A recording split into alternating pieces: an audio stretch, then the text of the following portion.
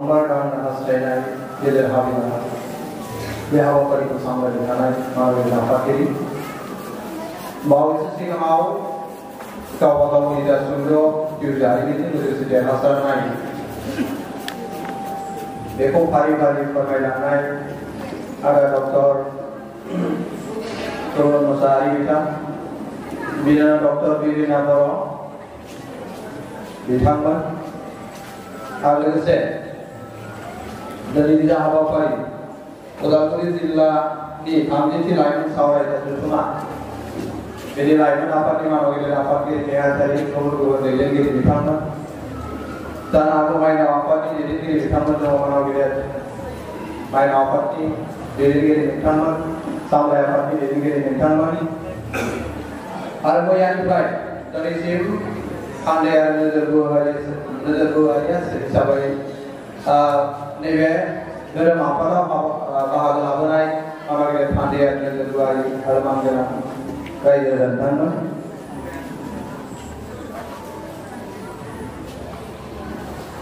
anggun ini jadi karena bebasnya hawa kaliau bahagian mana for the first time new experience in my life and by the way anggun itu batu धर्मानि बिमानि जोनोम मोननाय सासे बर' सुबुं हिसाबै बाथौनि नेमजों आंबो देरबोदों लाबोदों आरो दिनैसिम आं 30 बोसोर आगान सुरबाय दा सम दा बेवहाय आफादगिरि बिथाङा बा नोंथांमोना जा मेहेर गोनां मोनसे टपिक होनाय जादों बेहायबो आं गोजोननाय मोनदों जे आंनि जिउनि जा जारिमिन बेखौ नोंथांमोननो आं फोरमायनायनि मोनसे खाबु मोनदों जिउनि जारिमिनाथ' दङ माखासे मावबोबाय जेखिनाखौ मावनो होननानै लादोंमोन जिउआव बेनि गेजेरावनो जों माखासे खामानिखौ आं मावनो हायाखैसै दा जियानो जाया मानो थेवब्लाबो आं दिनै बेसिकेलि लाइमोन नोंथांमोनखौ नुनानै गोसोआव गोजोननाय मोनदों नैबे ओनसोलाव बयबो जों दा बेहाय आं सुंथाबै फंनैसो गावनि जिउनि जारिमिनखौ आं फोरमायनो नागिरदों जे आं 1980 मायथाइनि 10 सेप्तेम्बराव खाग्राबारि हालामनि खासे हथार होननाय दाबसे फिसा गामियाव आं जोनोम मोनदोंमोन 1980 मायथाइयाव आंनि आफाया सासे इंलिश स्कुलनि फोरोंगुरुमोन आरो आइया हाउसवाइफमोन आंनि फादारा आं 1992 मायथाइयाव जेब्ला कलेज फरायबाय थायो बे समावनो गोब्राब बेराम जानानै अबथेरा जिउ गोमानो गोनां जादों आंनि फादारा दिनै 23 बोसोर जालांबाय आरो आंनि आइया दिनै 3 बोसोरनि सिगाङाव 4 एप्रिल रुंसारि जाबाय दायो आं आइबो गैला आफाबो गैला जोंनि फेमिलिया गेदेरमोन बिदा फंबाय जों 3 आरो आबौमोन 6 जन दंमोन 7 जि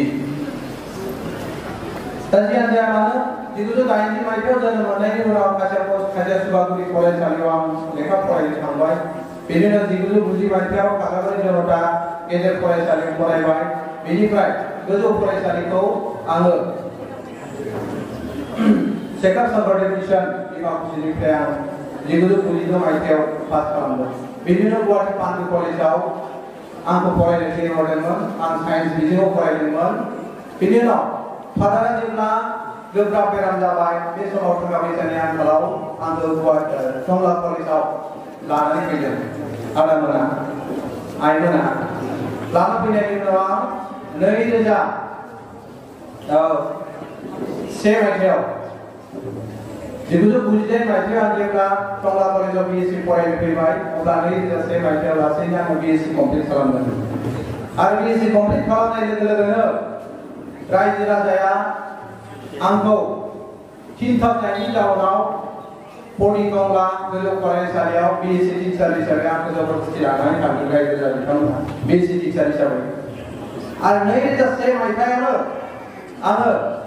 बिएससि टिचार हिसाबै खामानि मावै प्राय 11 बोसोर आं बिएससि टिचार हिसाबै स्कुल मास्टार जादों आरो बे एखे समावनो 2004 मायथाइयाव दुलाराय बर' फरायसा आफाद खाग्राबारि आनसलिकआ आंखौ रायजोफ्रा जबरदस्ति माने जेनेरेल सेक्रेटारि बिबान होदों आं मेम्बार गैयामोन आं आबसु खेबो थांफेरामोन बिदिनो आबसुनि खामानि मावै मावै प्राय 12 बोसोर आफादगिरि नेहाथारि बोसोरगिरि जादों बेनि उनाव लासैनो जिल्ला आफादनि थाखाय सोलोंथाइनि नेहाथारि होदोंमोन आंखौ आथिखालनि जोंनि बर्ड बिटिआरनि चीफ प्रमद बर' सारा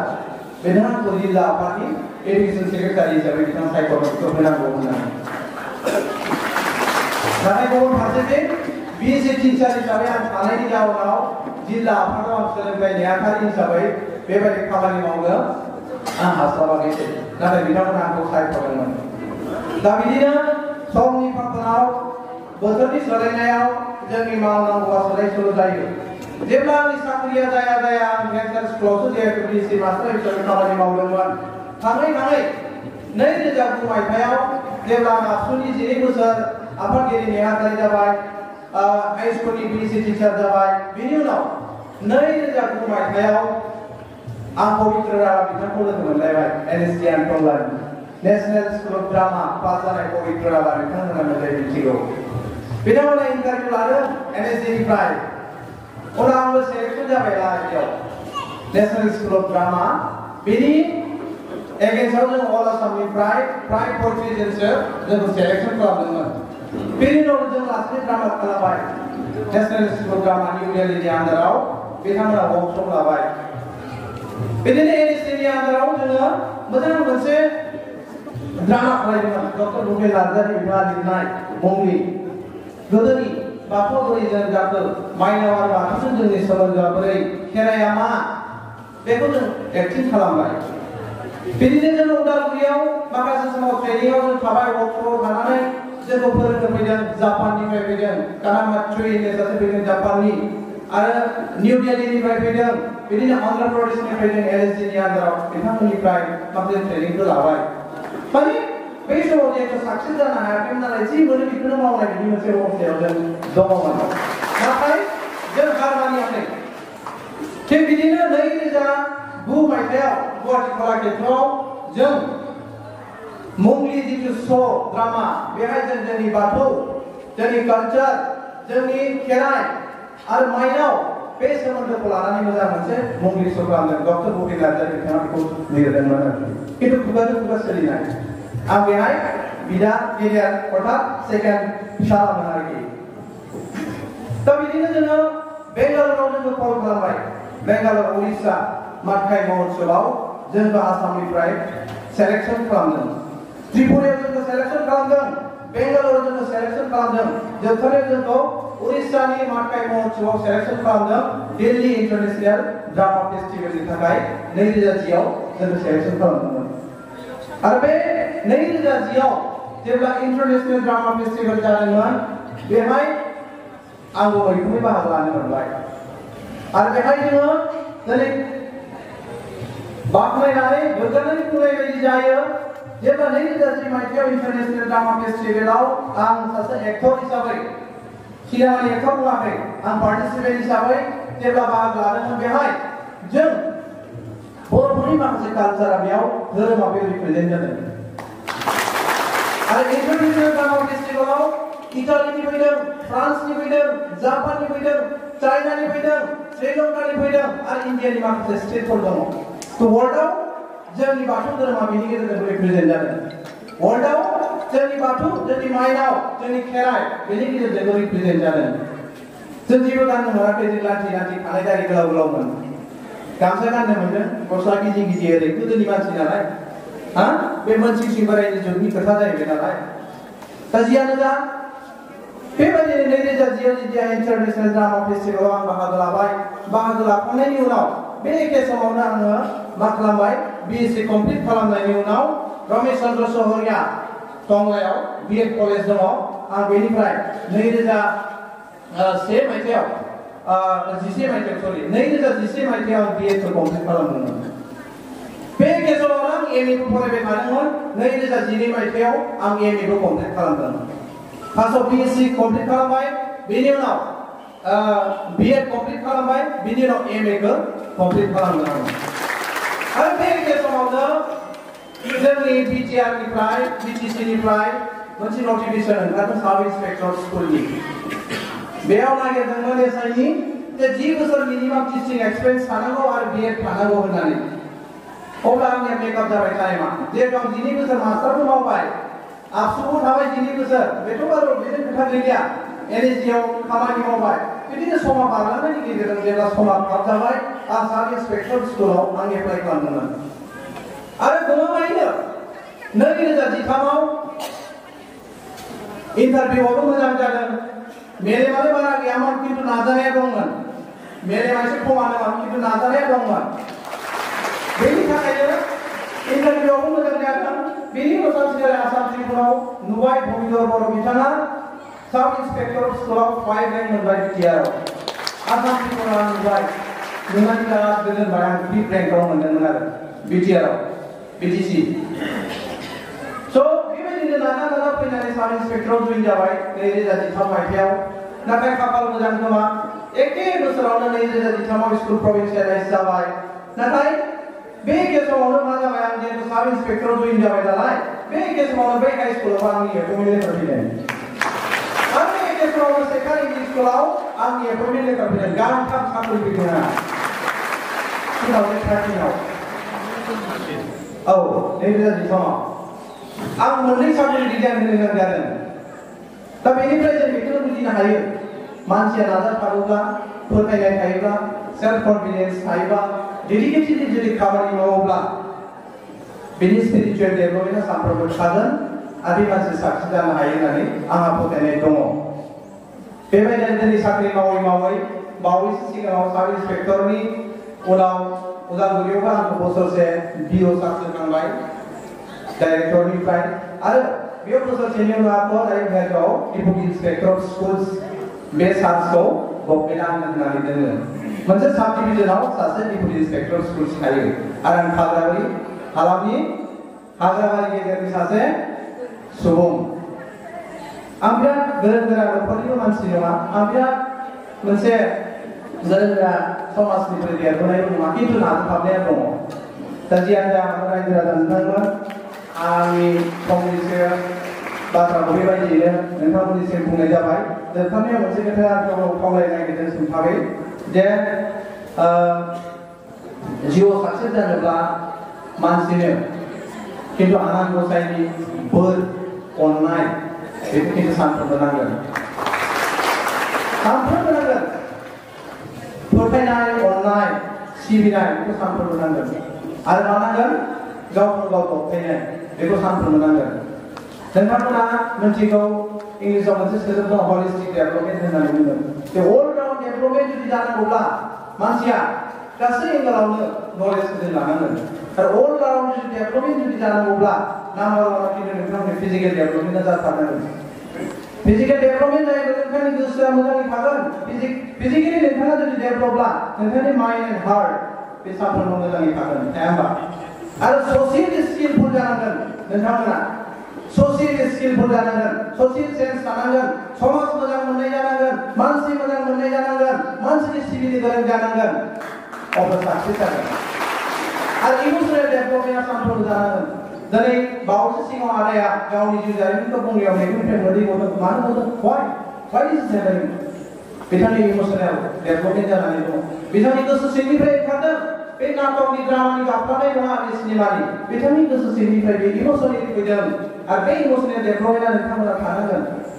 दिनै दुखुनि समाव मानसिनो दुखु हिसाबै नोंथाङा हेल्प खालामनो हानांगोन सुखुनि समाव सुखु हिसाबै हेल्प खालामनो हानांगोन गाव देरहानो थाखाय नोंथांमोना नाजाथाबनाय थानांगोन दिस इज द इमोसनेल डेभेलपमेन्ट इंटेलेक्चुअल डेभेलपमेन्ट थानांगोन बेजों लोगोसे मानसिया इंटेलेक्चुअल जानांगोन इंटेलेक्चुअल जेब्ला डेभेलपमेन्ट जागोन मानसि सासेया सानफ्रोमबो समायना जायो खोनासंथावना जायो बिथांनि खोथाया बिथांनि बानबुंथिया खोनासंथावना जायो जोंनि समाजनि थाखाय न'खरनि थाखाय गावनि जिउनि थाखाय जियानो जाया मानो खोथा बुंलिया इन्टारेक्शन सेसन दङ किन्तु आं बुंगोन मोनसे खोथा this is for the first time in my life I never participated in such interaction session or this type of religious meeting. Okay. Into I am from Bodo medium background. I am from Bodo medium background. I am Bodo medium foreigner. I am Bodo medium foreigner. I am difficulty in my life. Bodo' medium फरायनाय आरो बर' medium फरायनानै दिनैसिम आं नाजानायनि गेजेरजों रायजो राजा अननायनि गेजेरजों आफा बोराइ बाथौनि अनसायनायनि गेजेरजों आं दिनै बे स्टेजसिम सफैनो हादों जेराव खोथा बुंलिया बयनिसिमबो गोजोन हामलायनाय थाबाय आफा बोराइ बाथौआ अराय अनसाय हरदों बयनिबो जय जाथों थेंक इउ नमस्कार जोंनि सनितपुराव दङ बे कलेजआ बे कलेजनिनो सासे सिनियर बिबुंगिरि बिथाङा साननैसोनि उनावनो एस'सियेट प्रफेसार बिथाङा मोनफैसिगोन बिथांनिफ्राय जों सोनानै मोननाय बायदि एसिस्टेन्ट प्रफेसार लोगोसे बिथाङा हेड अफ द डिपार्टमेन्ट बर' बिफाननि बिथाङा गाहाय बिबुंगिरि बिथाङा दिनैसिम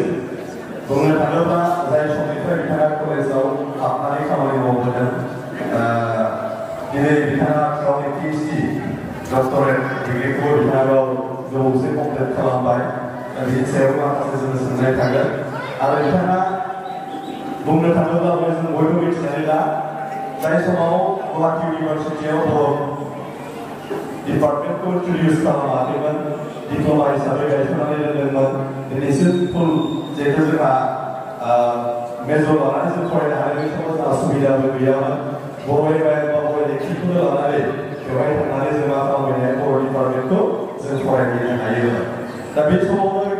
बर'फोरनिनो बर' डिपार्टमेन्टनिनो गिबिसिन बेच 1992-93 मायथाइनि गुवाहाटी इउनिभार्सिटियाव फार्स्ट बर' डिपार्टमेन्टखौ जागायजेनदों बिदिनो फार्स्ट बेच बिथांमोना गासै सोर सोर दङ होननानै बुङोब्ला फ्राय जोंहा डक्टर सल'मन सैनारि बिनि उनाव डक्टर इन्दिरा बर' डक्टर अरेश्वर नार्जारि डक्टर राजेन्द्र कुमार बसुमतारि फ्राय जोंहा प्रमद मोसाहारि सार डक्टर बिनिफ्राय जोंहा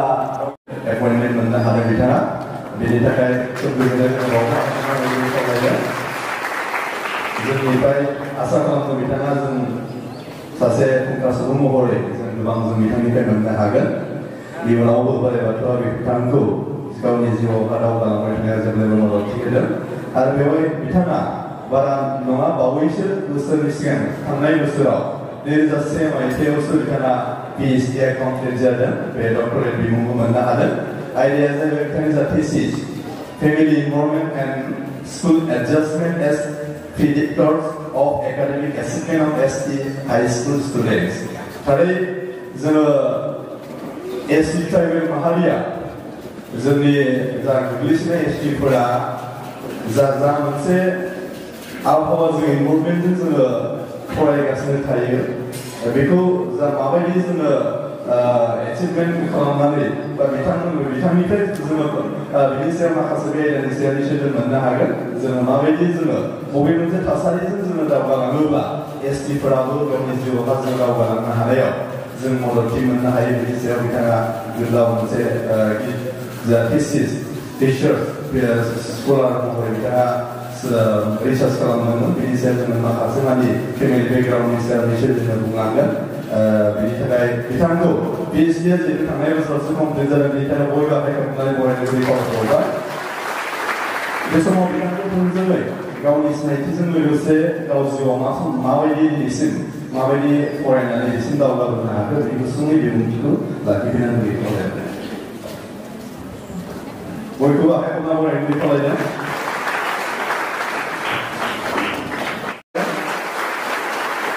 जिहेतु खेबसेयावनो बिथाङा SI स्कुल इन्सपेक्टर बिनि उनाव मोनबावदों बिथाङा जिहेतु गभर्नमेन्ट टंलायाव बिथाङा BSc फोरोंगिरि दंमोन बिदिनो BSc जिहेतु बेवहाय मामोन टेन्सारमोन टपिक्स जादों बेयाव 2013आव 2013आव बेवहायबो बिथाङा BSc टिचार महरै एपइन्टमेन्ट मोनदों बिना सेकर ME स्कुल ना चन्द्रशेखर ME स्कुलाव बिथाङाबो बे रोखोमनिनो साइन्स टिचाराव बिथाङा एपइन्टमेन्ट मोननो हादोंमोन अब्ला जोंनि थाखाय साननानै नाय जों जिउआव जुदि गोथौ फोथायनाय गोसोआव जुदि नार्भासनेस जुदि गैयाब्ला खाफालाव जुदि दङब्ला जे फोथायनाय मोनसे थायोब्ला जुदि बायग्लिनाय जुदि गैयाब्ला नोंनि बे गोथार नाजानायनि गेजेरजों गोथौ नाजानायनि गेजेरजों समाजाव इसिबांबा गोथौ माने गिलिर बिबान आबसुनि बिबान लानानै खामानि मावनायनि उनावबो बिथाङा सासे देरहासार सुबुं जाहैनो हादों जों थारैनो सोलोंनो हायो आरो बेजों लोगोसे बिथाङा जोंनि भारतआवनो थानाय मोनसेल' नायल' इनस्टिट्युसन होननानै जों बुंनांगौ NSD दिल्लीयाव नेशनेल स्कुल अफ ड्रामा बिथाङाबो बिथाङा डिप्ल'मा लानानै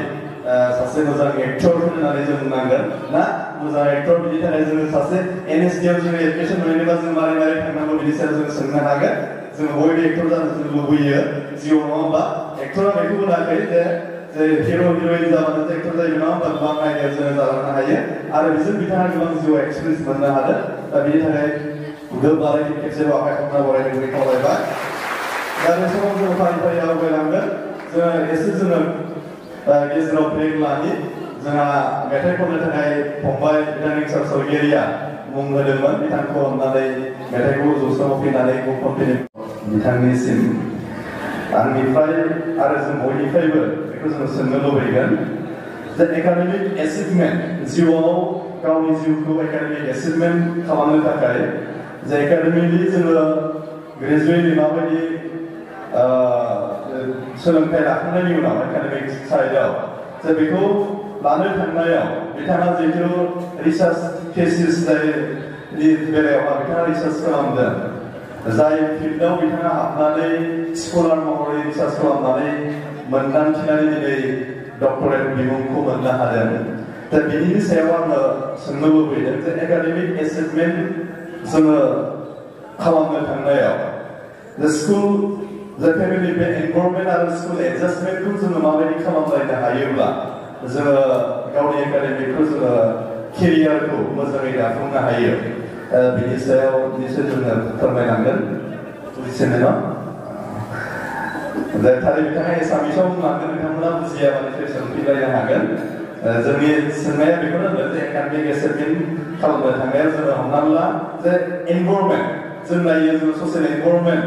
जे बे एनभायरनमेन्टनि सायाव बिथाङा स्टाडि खालामगोन आरो जोङो मा खालामो स्कुल जोङो सेलेक्सन खालामनायाव एनभायरनमेन्टखौ लानानै स्कुल सेलेक्सन खालामो सोरबाया एनभायरनमेन्टआ मोजां नङा बेवहाय बर' मिडियामजों फरायनो हाया सोरबाया इंराजि मिडियाम फरायो सोरबाया हिन्दी मिडियाम फरायो बायदि बायदि बिथिंनि खोथाया बेवहाय एसे हाबफागोन दा बेखायनो बे एनभायरनमेन्टनि सायावहा जोङो नायनानै जे स्कुल एडजास्टमेन्टखौ जोङो खालामलायनो हायोब्ला जे एकाडेमिक लेभेलाव जोङो माबोरैहाय गावनि एचिभमेन्टखौ जोङो मा खालामनो हायो गलखौ जोङो देरहासार जानो हायो जों लाफुंनो हायो बिनि सायाव बुंनो थाखाय खावलायबाय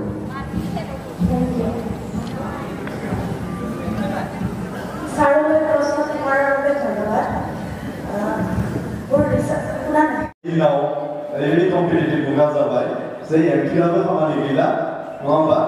जोंनियाव मा नांगौ जाहैबाय दानिया PhD जोंनाव प्रफेसर जानो थाखाय जों मिथिना लानाया मोजां PhD कमप्लिट जाथारनांगोन जोंहा जायहा डक्टरेट डिग्री गैया बियो कलेजाव साकरि एसिस्टेन्ट प्रफेसर जोङो मोननो हाया दा बेवहाय दिनैनि बे समाव बिथाङा सासे PhD डिग्री हल्डार हिसाबै एसिस्टेन्ट प्रफेसर आथिखालाव मावबाय हेड अफ द डिपार्टमेन्ट बर' डिपार्टमेन्टनि मोनसे समाव गुवाहाटी इउनिभार्सिटियाव बिथाङा गेस्ट फेकाल्टि महरै खामानि मावहैदोंमोन आं दहाय बुंनाय बायदि थारैनो खाफाल गोनां होननानै बुंनांगोन जे बर'खौ 1992 मायथाइयाव जेब्ला गुवाहाटी इउनिभार्सिटियाव डिप्ल'मा हिसाबै इन्ट्रडिउस खालामदोंमोन डिप्ल'मा महरै गायसननानै होदोंमोन बे समाव बिथाङा फार्दार स्टाडिनि थाखाय गाव ग्रेजुवेसन खालामखांनायनि उनावहा दौदुमा हाई स्कुलाव प्रिन्सिपाल स्कुलाव खामानि मावबाय थानाय समाव मावबावदोंमोन बिनि उनावसो बियो इउनिभार्सिटियाव थांबावदों दा बिथांमोननि समावहा दहायनो बिसोर रायखांबावदों गासै क्लास डेट्सआव बर'फोरनि साफा साफा अलंबारफोर दंजोबोमोन होननानै बुंदों दहाय बुंनायबायदि जे जोंनि सिनायबाय थानाय जों नुबाय थानाय जों जेब्लायबो मोनजाबाय थानाय डक्टर नरेशन नार्जारि खोथा बुंनो हायो बिथाङाबो PhD फार्स्ट डेट्स हिसाबै डक्टर स्वर्णप्रभा जों बयबो मिथिगौ जे स्वर्णप्रभा सैनारि बिथाङाबो PhD बिनि उनावहा इन्दिरा बर'नि खोथा जों मिथिगौ इन्दिरा बर' बिथाङाबो PhD ना बिनि उनाव डक्टर राजेन्द्र कुमार बसुमतारी बिथाङाबो PhD बिथांनि लोगोआव खिन्थु उमेश बर' बिथाङा PhD जायाखै उमेश बर' सार रङिया कलेजनि बिथाङा एसिस्टेन्ट प्रफेसर बिथाङा नाथाय मोनथाम आयदायाव MA ना सार बर' एसामिस एन्ड हिन्दी टपिक ना ट्रिपल MA उमेश बर' बेनिफ्राय बांसिन बिथाङा PhD जायाखै दा बिथांमोननि बेट्सआव जिखिनि बिथाङा मोनबोनाय जिउआवहा जोङो डिप्ल'मा लाखांबाय बेबायदि डिग्री फैबाय बिनि उनाव एसिस्टेन्ट प्रफेसराव हाबबाय आथिखालाव बयबो जोंनि गेजेराव थांखि दङ जे बायदियाव बुंनाय बायदि एसिस्टेन्ट प्रफेसर जानायनि थांखि दंखायो थांखिखौ बिथाङा मोनदांनो हाबाय दा बे थांखि बायदिनो जोङो दिनैनि बे लाइमोनफोरखौ सारा निस्सय बुंलांगोन थुलुंगा हिसाबै जोङो फोरमायगोन जे जोङो जिउहा माने डिप्ल'मा एकाडेमिक केरियार डिप्ल'माफोरखौ लानानै एकाडेमिक जा मोनसे क्वालिफिकेसनफोरखौ लाखांनायनि उनाव बबे एंगेलजों थाङोब्ला जोङो PhD खौ खालामनो हायो आरो PhD खालामखांनायनि उनावहा जोङो बे रोखोमनि गावनि जिउखौ कम्पिटिटिभ एग्जामफोरावहा जोङो माबायदि बाहागो लालायोब्ला गावनि बबेबा मोनसे नैबे प्रफेसरफोर जाहैनो हानाय लामाया जोंहा फैयो बेनि सायाव बिथांमोना बुंगोन आरो PhD खालामनाय समाव जि मोनसे जोङो फिल्ड जोङो सायख'नानै लायो थिसिस जोङो सायख'नानै लायो बियो माबायदि जायो फालाय बिनि बायबानि सायाव एसे बिथाङा जोङो फोरमायलांगोन बेखिनिखौ आङो थोंजोङै फिननाय होनो थाखाय जोंनिनो हांख्रायजानाय आंना फुंखा सुबुं डक्टर तुलन मोसाहारि साहेब बिथांखौ आंनि खावलायबाय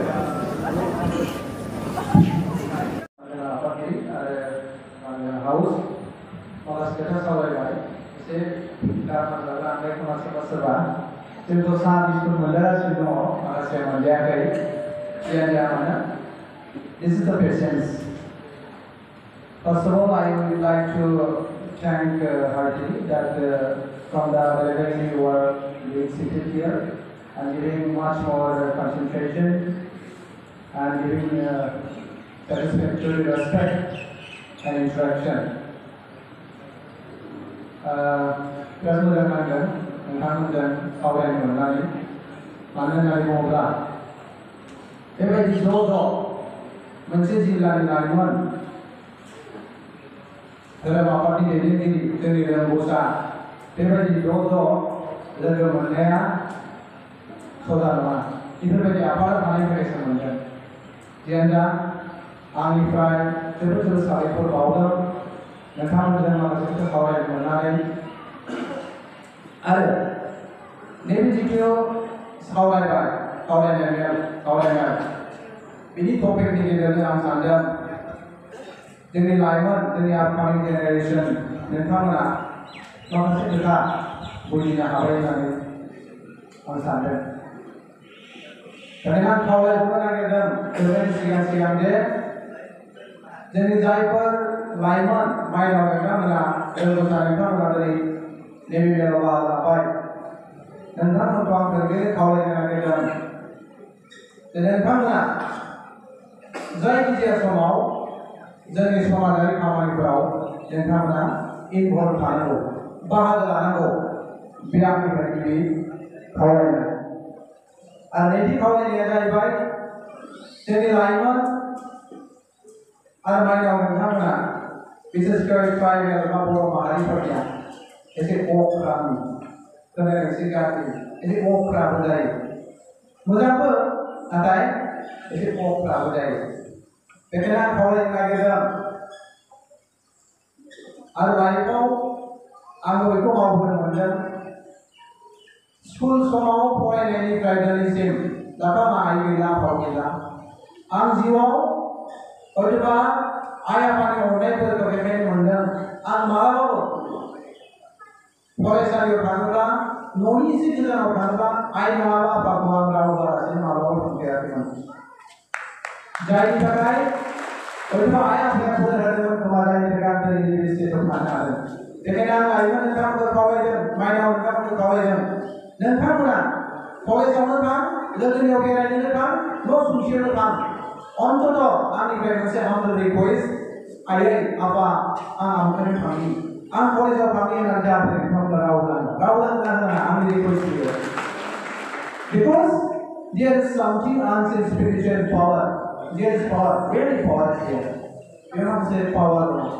apa बोराइ बाथौनि पावार आइ आफानि पावार बेयाव दङ जाय पावारा नोंथांमोनखौ बहुद गोजौसिम लांनायाव हयतोबा सापर्ट खालामगोन बेखायनो बे आंनि हामबल रिक्वेस्ट आरो रिक्वेस्ट खालामनो नागिरदों जायफोर लाइमोन आरो जायफोर माइनाव नोंथांमोन नोंथांमोनखौ आं बेखौनो रिक्वेस्ट खालामनो नागिरदों जे नोंथांमोना जायखिजाया समाव नोंथांनि पेरेन्ट्स आइ आफाखौ जाहाथे माखासे समाव हेल्प खालामो बे आंनि मोनसे रिक्वेस्ट थाबाय नोंथांमोनखौ आंनि मोनसे रिक्वेस्ट आरो लोगोसे आंनि मोनसे रिक्वेस्टबाव